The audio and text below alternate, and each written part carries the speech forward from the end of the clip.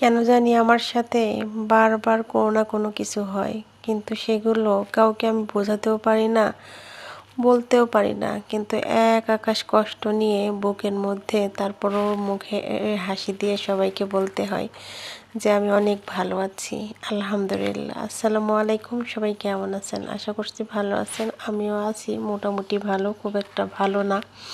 তারপরও আল্লাহ যেমন রাখছে তাতে আলহামদুলিল্লাহ অনেক ভালো আছি। কিন্তু মনটা বা কোনো কিছুই ভালো নেই। তো যাই হোক, এটা ছিল শনিবারের ভিডিও। মানে শনিবারে যেহেতু মানে পরীক্ষা ছিল না, আর ওই দিন কিন্তু জানতামও না আমার ছেলের এত বড় সমস্যা হবে। যাই হোক, ভয়েসটা দিতে যাওয়ার প্রচুর কান্না পাচ্ছে।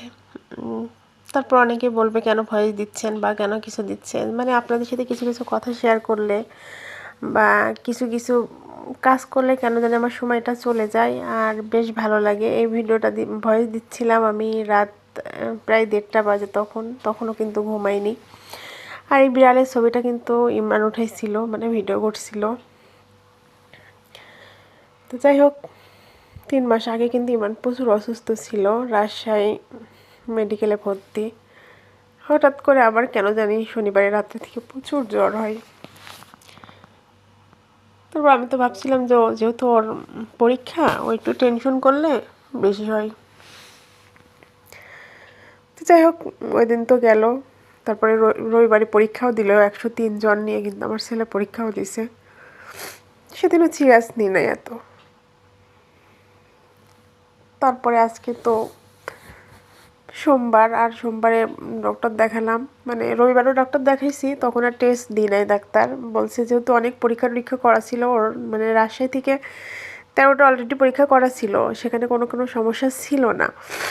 পরে যখন সোমবারে খুব বেশি জ্বর হয়, আবার মঙ্গলবারে কিন্তু ওর পরীক্ষা আছে।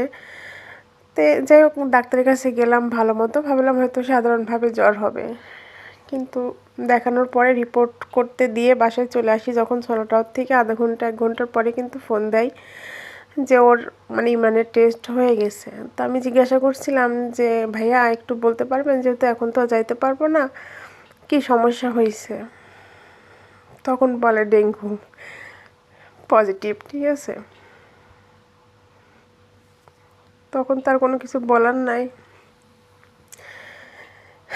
জানি না ডেঙ্গুতে কি হয় না হয়, একটু জানাবেন সবাই।